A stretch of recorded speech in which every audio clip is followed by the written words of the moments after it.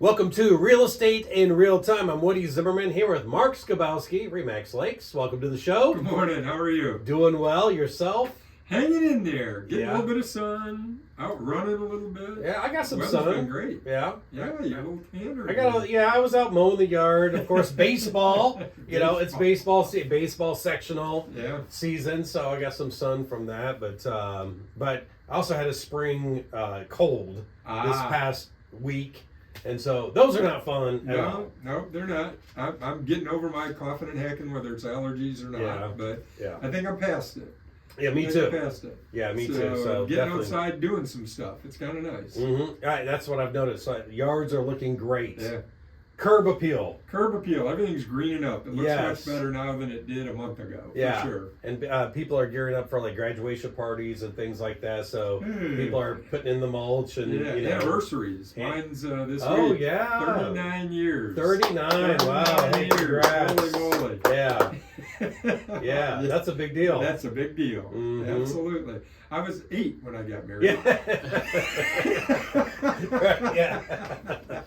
Oh man, that's awesome though. 39 years. Yes. Congrats to you and Terry. Well, thank you. Thank you very much. So we're spending it. She's actually flying to Georgia. My daughter's down there. The youngest, Brittany, is in with a friend in Georgia, South Carolina, right on the border. Okay. And I'm spending it at the boat. So our 39th anniversary, Hey. Terry's flying out of town, and I'm going to the boat. But you know what? Hey, the dog. Sometimes that's how things go. That's the way it is. That's what I say. I've got 39 years of practice. Yeah. We'll do something before. Yeah. So.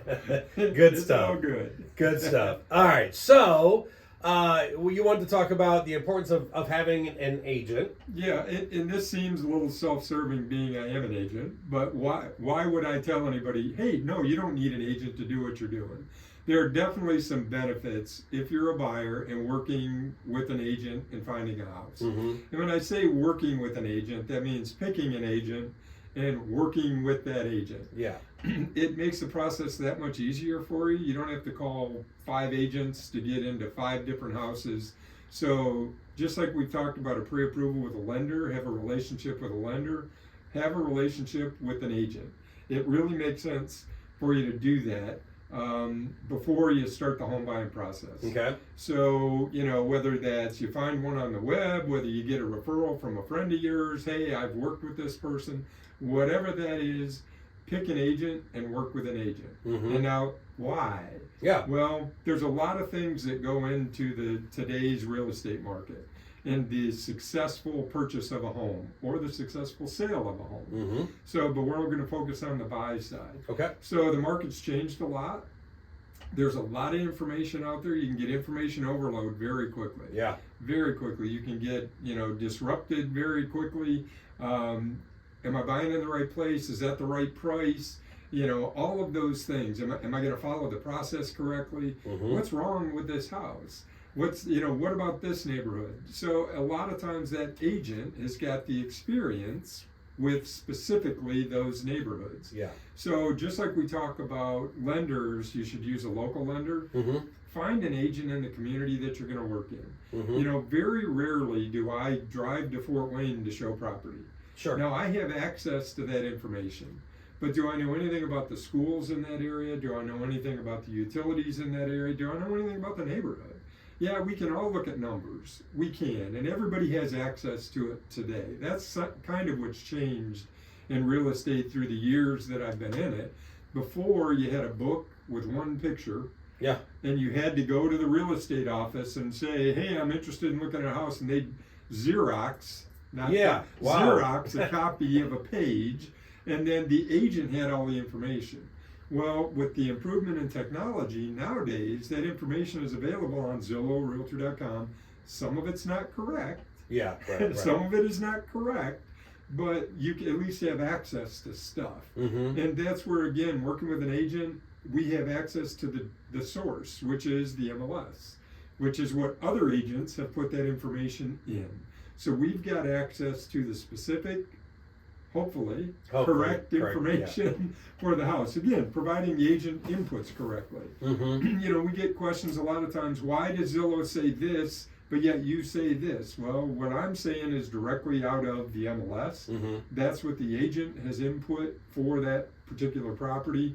Zillow, I have no idea where it's pulling from. I don't have control of Zillow. I guess that's the other thing. Agents don't control Zillow. Right. Zillow puts out what it wants to put out. Yeah. Not what we tell them to put out. They draw and use what they want. So the experience of an agent with not only neighborhoods, schools, who can I call to get a new roof put on? Who can I call, to have my septic taken care of? Who can I call for a plumber, an electrician, a pest company? Who should I use for moving? All of those things. Yeah, you can Google them, you can check reviews, but having an agent is kind of your one-stop source for all of those things. So experience in the business is a big piece from a buyer standpoint in choosing an agent that's experienced. Now, I happen to be there, but I was a new agent once. Everybody has to start somewhere. Somewhere. Sure. And my thought was always, you know what, I've got experience surrounding me. I can always talk to somebody if I need help. And I guess the other thing, it's just Mark, you don't know what you don't know, but you can't be afraid to ask either. So the person that knows everything has got an answer for everything. We can't all possibly know everything. Sometimes I like to hear, you know what, I don't know, but let me get you an answer and I'll come right back to you. Yeah. Right? I'd rather have that than the person that's always got the quick snap things back at me. This is it, especially in a more detailed question. The standard stuff, everybody ought to know. Sure. If you're in the business. Yeah. But if it's detailed, you got to ask somebody. Let me research that and I'll get back to you. Yeah. Okay. All right. We're talking about the importance of working with an agent. So more on this topic coming up next. You're listening to Real Estate in Real Time.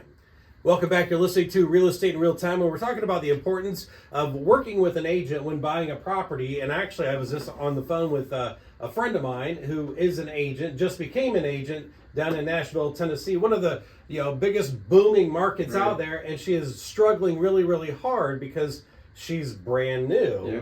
And so she doesn't have the experience, and that was the first thing that you touched on. Yeah, experience is huge, and the way that you get that is through making mistakes. Right? Through learning.